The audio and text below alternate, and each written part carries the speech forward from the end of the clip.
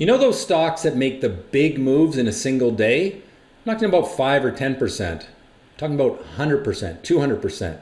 We see a few of them every week, and they almost all share the same characteristic that is so important in predicting which stocks are going to make those big jumps. So this week I'm going to teach you what that is and how to take advantage of it. Plus I'll do my normal market analysis. I'll tell you where I think the overall markets are going. And then finally, we're going to look at an example of one of those hot stocks from this past week in my day trade of the week. That's all coming up.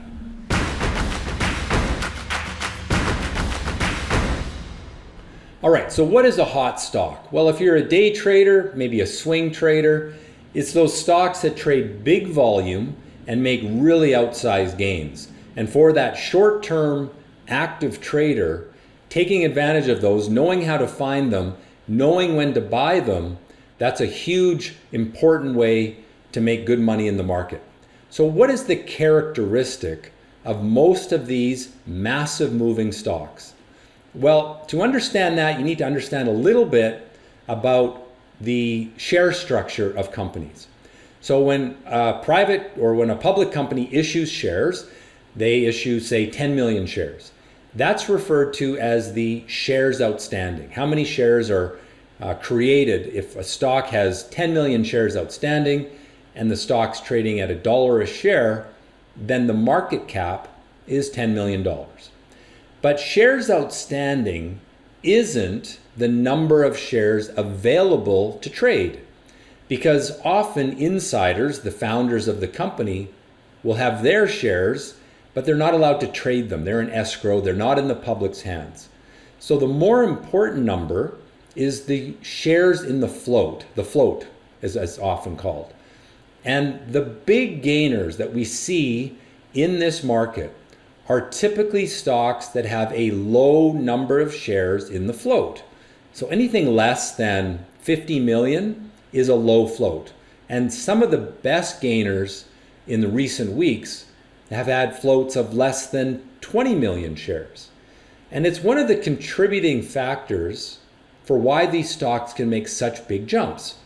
Because if you think about supply and demand, if there's only 20 million shares in the float and the stock catches the interest of a large crowd of investors and traders, then there's just not that many shares to buy.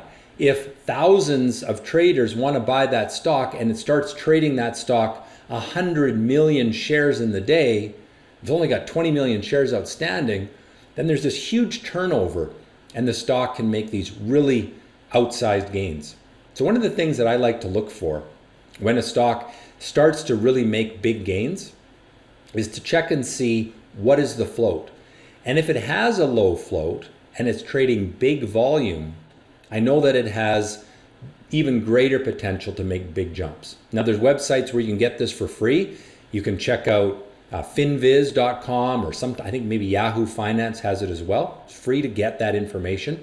But if you can find it, then you can really do well in the market. So let's look at a few examples. So the first one here is UCAR. This is a stock that we traded last week. It has, I think, 14 million shares in the float.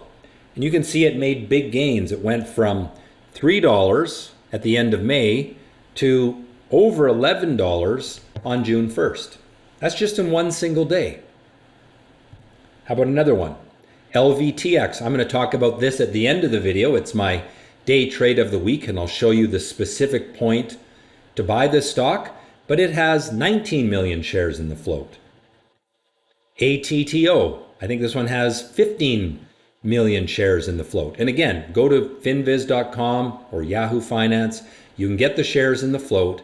And when you see a stock making these outsized gains in the market with strong volume, and then you can find out early in the day when they just start to move that they don't have many shares outstanding, then you really want to watch them carefully for the entry points. And again, at the end of the video, I'm going to show you how to trade that LVTX, knowing that not only is it abnormal, but it's also a low float stock. All right, let's get into this week's market analysis. Starting off, we will look at the chart of the S&P 500, SPY. And let's look at the 1 month chart. What's the trend? Well, we've got rising bottoms in the short-term chart, so the buyers are in control in the short term. The long-term chart, the 3-year, shows that the S&P finally broke out through resistance from optimism. So we've been talking about this for a while. It first broke out 3 weeks ago, and then it kind of stalled, and now we got the follow through from that breakout that I mentioned 3 weeks ago. So I've been bullish on this market for a few weeks now. We're starting to get rewarded for that bullishness. How about the small cap market in the US? It looks very different. If we look at the 1 month chart, yeah, it had some good gains at the end of the week, but it also had a lot of volatility in the last little while, which tells me that there's more uncertainty on the small cap stocks in the US than on the large cap. So large cap is stronger than small cap. And on the 3-year weekly chart, you can see that we're still stuck inside this pattern. We need to break out of this before we can expect a strong move higher. So again, the large cap US stocks look better than the small cap. You may be interested in the Canadian market. Well, here is the 1 month chart for the Canadian market, and you can see, unlike the S&P, the Canadian market is in a downward trend in the short term. So that's a negative. It's encouraging that it had this little break higher Thursday and Friday, but still be careful. 3-year weekly chart, still stuck in this trading range. So again, not as strong as the US stocks. One of the reasons may be commodities, because commodity stocks have a big influence on the Canadian market. And there's the gold chart. You can see we're in this downward trend in the short term. So that is a cause for concern in the short term. The long-term chart for gold, not so bad, because in the long term, we're still in an upward trend, and so far we're holding that. So short term, be careful, but let's see if we can break off of this trend line and start to move back up again. I'll be watching gold carefully next week. On oil, USO is a good proxy for oil. 1 month chart, pretty neutral. Some volatility last week, but still in a sideways range, so that's neutral. And in the long-term chart, we've been stuck in this sideways range. After the upward trend line was broken a few months ago, we really didn't get much follow through to the downside. We're hanging it in there pretty good, so I would say that's a neutral to slightly negative market. Well, how about currencies? US dollar has been very strong in the month of May, but it broke the upward trend line on Thursday. You can see that there. So that means we may see the US dollar go sideways or perhaps even lower in the near term. But in that long-term chart, we did break the downward trend line from a rising bottom. That's what predicted the upward move we saw in the US dollar over the last 3 weeks.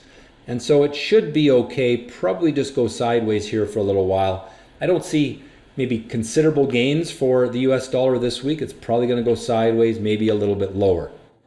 Bitcoin, GBTC is the ETF that is a good representation of Bitcoin.